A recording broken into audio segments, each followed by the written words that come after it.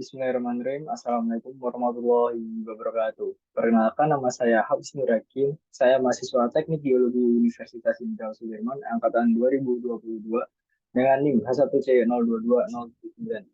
Saya di sini akan membuat video tutorial tentang analisis sesar dan rekar menggunakan software DIPS. Langsung saja kita menuju ke langkah-langkahnya. Yang pertama, kita pasti harus menyiapkan software DIPS-nya dan juga data analisis sesar dan rekarnya. Pertama kita langsung saja membuka software Gips ini.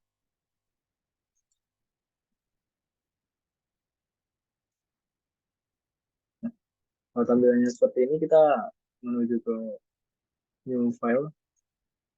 Nah, setelah itu karena di sini misalnya di direction, nah, kemudian kita ubah dulu menggunakan project typing pada bagian atas ini.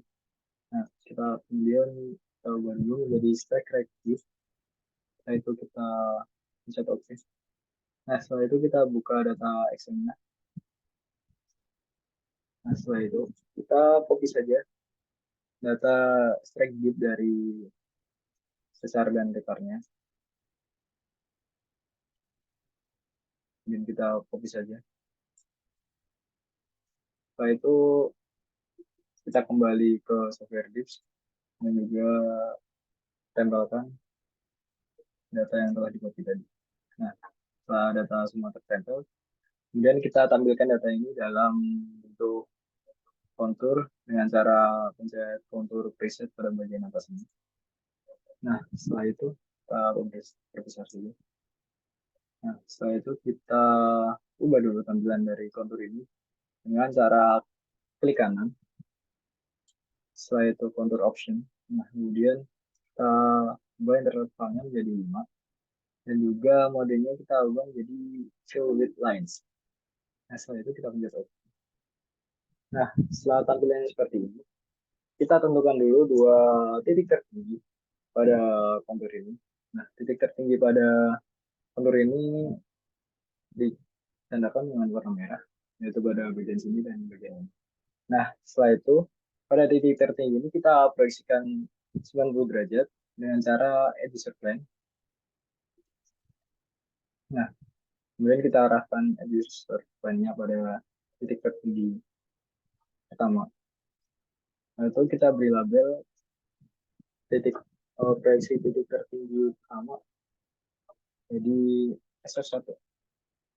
Untuk warnanya bebas.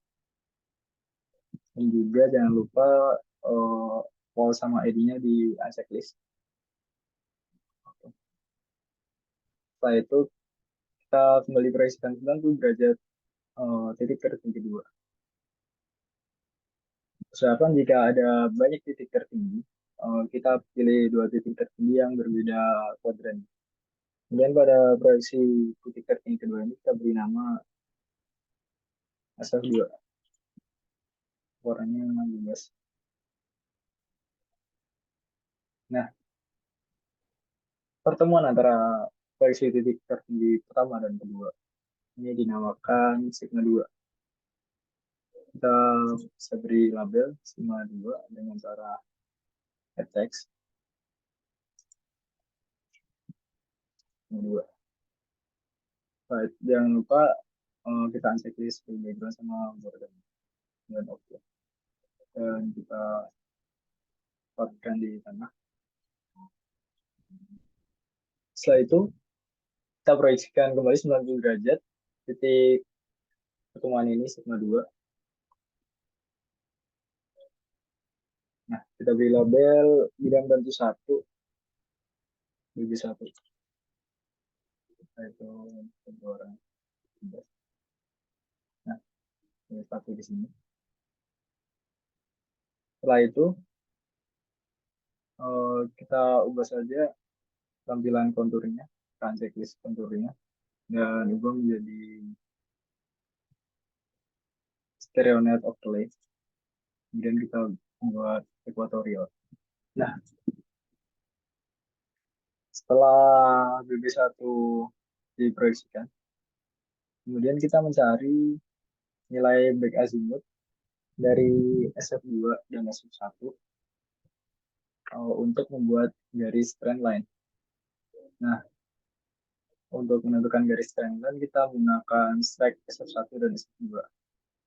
Nilai SF1 dan SF2 bisa kita lihat saja dari legenda yang bisa kita munculkan pada bagian kiri ini. Kita bisa di sebelah legenda ini. Kemudian kita checklist pada My Reference. Nah, setelah itu muncul data strike loop pada tabel ini.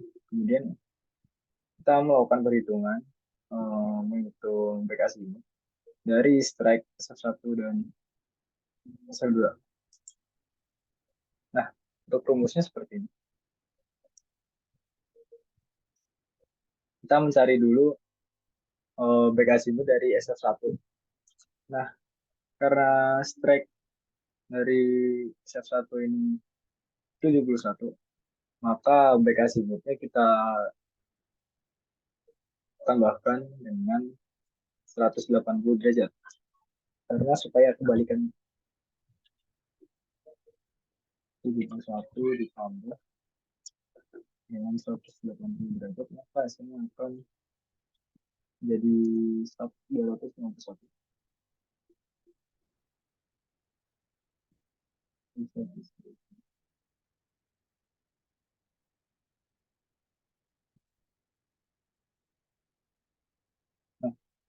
kemudian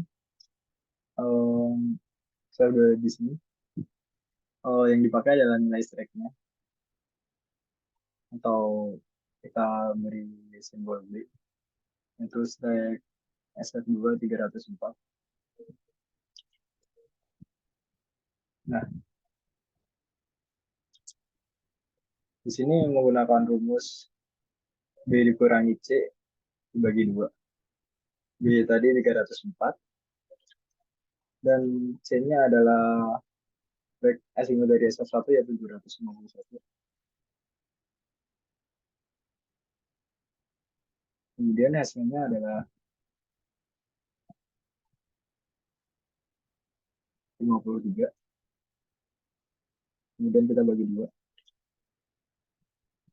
Maka hasilnya ada 26,2. 26,5 gitu ya. Nah, kemudian nilai 26,5 ini kita jumlahkan dengan C. Nanti 26,5 ini merupakan nilai B. Kemudian kita jumlahkan dengan nilai C yaitu 251. Nah, maka hasilnya akan menjadi 277,5. Nah, data 277,5 ini akan kita masukkan ke dalam stereonet tadi, itu kita akan menjadikan trendline. Caranya adalah dengan kita menambahkan garis, kita pencet bebas saja, kemudian kita tentukan di sini 277,5 bisa kita berikan aja menjadi 278, dan kita bentuk oke. Nah, setelah itu garis trendline ini akan memotong garis proyeksi BB1. Nah, pada pertemuan garis trendline dengan garis BB1 ini bisa menjadi sigma 3 dan bisa menjadi sigma 1. Nah, karena sudut yang dibentuk antara SF1 dan SF2 adalah sudut lancip, maka dari titik di sini akan menjadi sigma 1 karena sudutnya lancip. Kita beri label dulu sigma 1 dengan S1.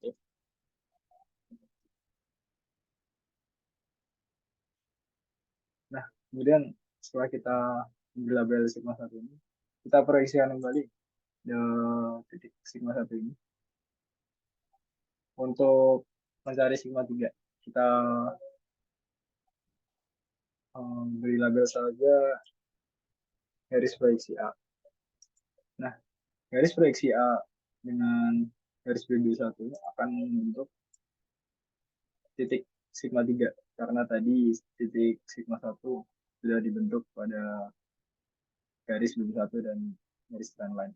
Kemudian titik pertemuan ini akan Jadi titik sigma 3, kita beri simbol sigma 3, S3 ada di ini.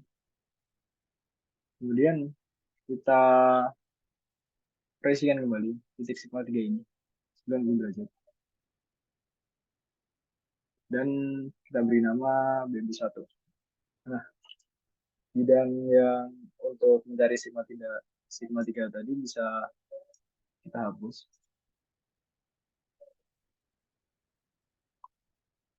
Nah, setelah seperti ini,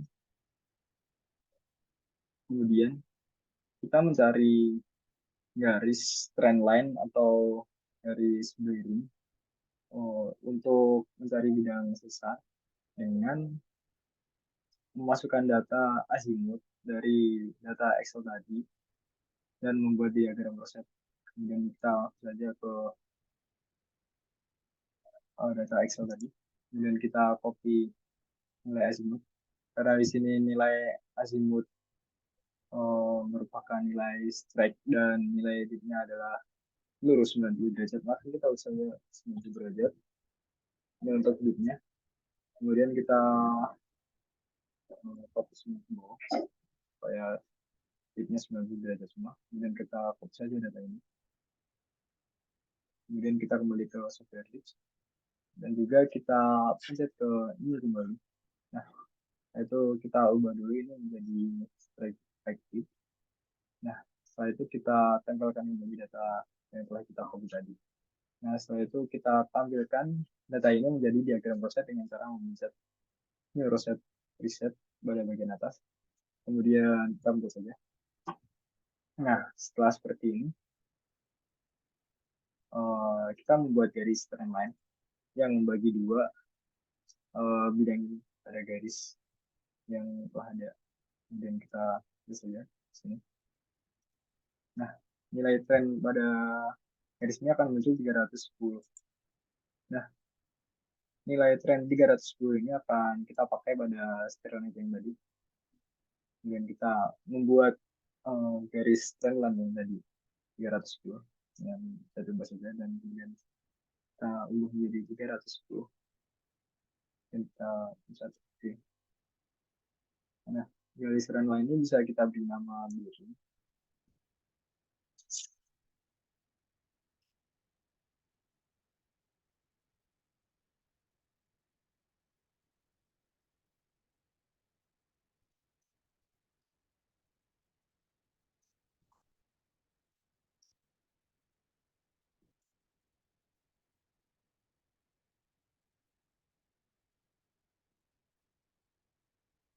Kemudian setelah garis ini kita buat, kemudian kita membuat garis proyeksi yang ujungnya saling bertemu dengan garis miring.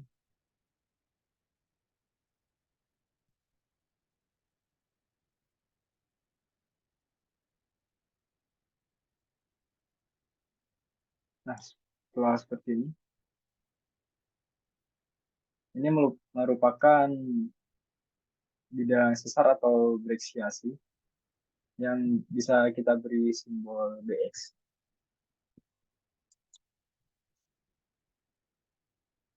Tuh, varanya bebas.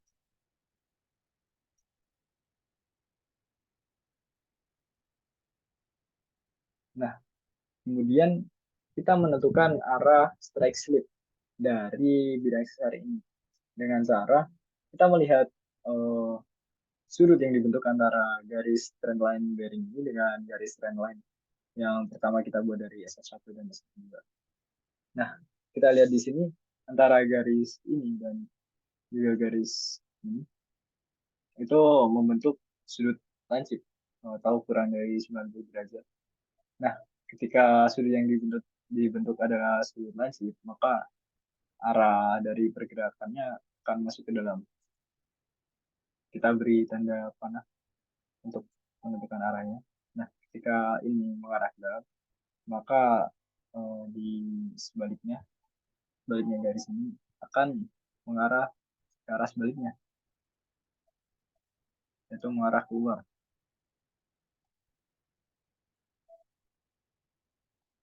Untuk bagian yang lain, arah pergerakannya sama. Untuk bagian bawah ini mengarah keluar. Dan untuk bagian atas mengarah ke dalam. Nah, setelah kita beri arah panas seperti ini, kita bisa menentukan arah strike slip dari sesar ini. Atau pergerakan datar dari sesar ini lebih cenderung bergerak ke arah kiri atau bisa dikatakan sesar sinistral. Nah, kemudian kita menentukan deep slip-nya. Cara menentukan deep slip yaitu kita menentukan hanging wall dan footwall. Nah, bagian hanging wall adalah bagian dari bidang sesar atau breksiasi tadi yang bagian cembung dan footwallnya adalah yang bagian cekungnya.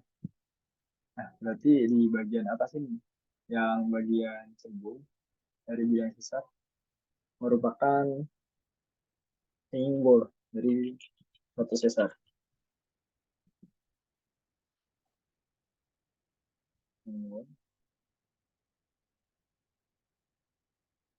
Kemudian ada bagian bawah, bagian footwall.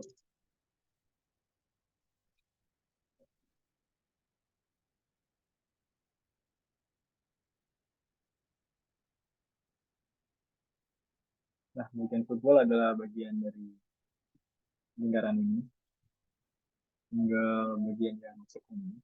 Dan bagian wall adalah bagian setengah lingkaran di atasnya sampai di bagian bidang sesar yang ujung. Nah, setelah itu kita tentukan pergerakan deep slip dari sesar ini. Kita tentukan dari pergerakan hing wall. Nah, pergerakan hing wall adalah pergerakan yang relatif di atas kanan garis bidang sesar. Nah, hing wall ini mengarah ke arah kiri atas dan footwallnya mengarah ke bawah kanan. Nah, maka dari itu bisa kita simpulkan sesar ini memiliki arah pergerakan deep slip, river fall atau sesar naik. Nah, setelah mendapatkan data tersebut, kita menentukan pitch. Pitch merupakan uh, titik yang dibentuk dari bidang sesar atau bidang breksiasi dengan garis BB1. Nah, kita beri tanda dengan anak panah dari titik pertemuan BB1 dan juga breksiasi hingga bagian tengah dari teronet. Nah, setelah itu kita tentukan nilai pitch-nya dengan cara kita mengarah ke uh, titik tersebut dan juga kita ubah menjadi pengpang pada bagian kanan bawah. Kita arahkan pada titik ini dan muncul nilai pengpangnya adalah 26. Nah, setelah data-data yang kita dapatkan tadi, kita bisa tuliskan dengan menambahkan label. Untuk data yang ditulis itu antara lain nilai S1, S1, kemudian S2,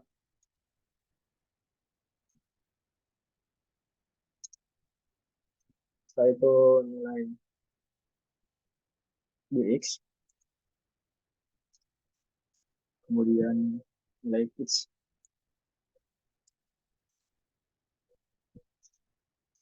Selain itu juga kita menentukan arah dari strike slip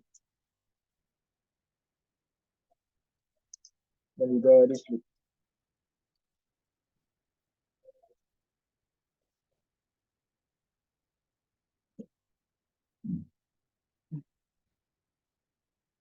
Nah, kita isi dulu untuk pitch tadi kita mendapat nilai 26 derajat.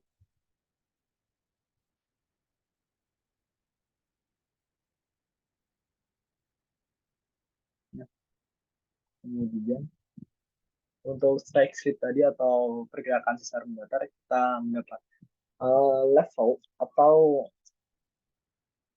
sesar ke kiri atau bisa kita namakan sinistral. Kemudian untuk dip slipnya kita tadi mendapatkan sesar naik, bisa kita tuliskan di level. Nah, setelah itu kita menentukan nilai SF1, SF2, dan juga nilai BX dengan menggunakan aturan penulisan strike dip. Nah, kita bisa menuliskan nilai ini dari data yang ada di bagian tabel kanan. Nah, nilai SF1 yaitu N, maaf kita ubah dulu. Keterangan pada tabel ini kita ubah dulu menjadi strike dip dengan cara mencet bagian kanan bawah ini menjadi strike right dip. Nah, kemudian baru kita lanjutkan penulisan dari keterangan ini. Kemudian kita mendapatkan N71 T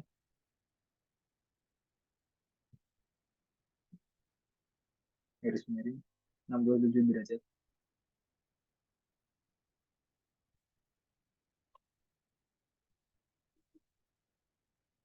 SE karena arahnya mengarah ke kanan bawah. Kemudian SF2 N304E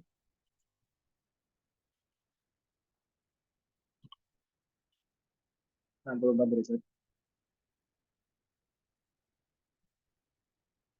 derajat NE.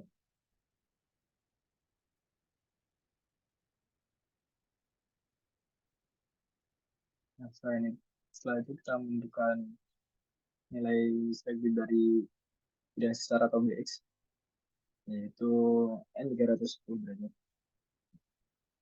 310 derajat Oke, garis miring 49 derajat NE.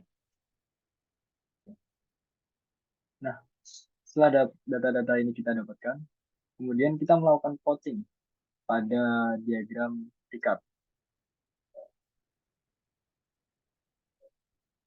Nah, pada diagram pikat ini kita menggunakan data dari pitch yang kita dapatkan tadi dan juga data dari di bidang sesar atau di BX. Nah, kita tadi mendapatkan data BX 49 dan juga pitch-nya 26. Nah, kemudian kita masukkan saja ke dalam tabel pitch. Nah, setelah itu kita membuat plottingan garis.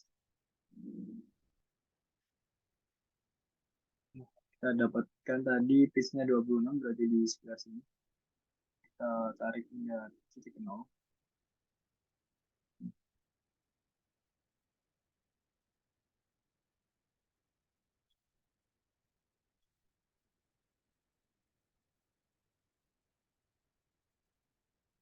Kemudian untuk di base-nya kita mendapatkan nilai 49. Masukkan 49 berarti di sekitar ini.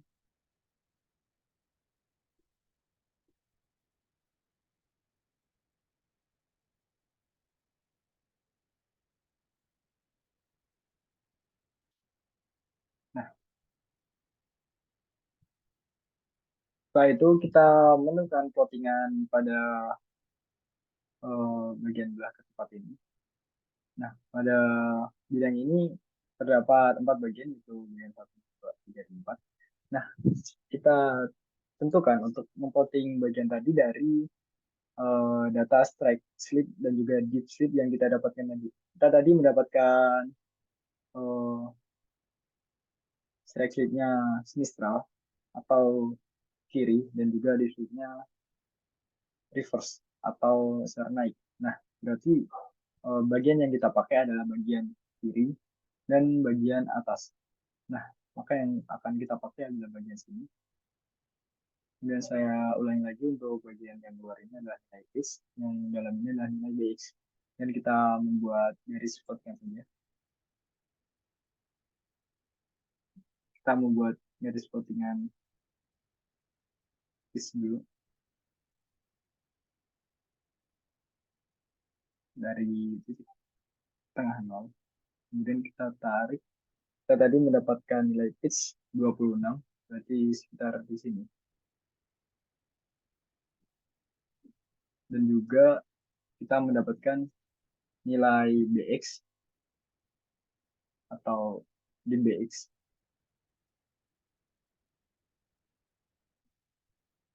Mendapatkan nilai di BX 49 yang bisa kita asumsikan kira-kira di sini. Karena bagian ini 45 derajat. Nah, setelah itu kita dapatkan pada bagian kotak nomor 22.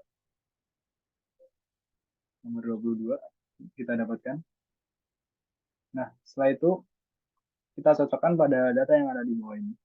Nah, setelah itu kita dapatkan nama sesar ini berdasarkan klasifikasi Richard, yaitu reverse left slit fault. Maka inilah data nama jenis sesar berdasarkan klasifikasi Richard dari analisis sesar yang telah kita lakukan tadi menggunakan software GIPS. Demikian video yang dapat saya sampaikan, kurang lebihnya mohon maaf. Wabillahi taufiq wal hidayah. Wassalamualaikum warahmatullahi wabarakatuh.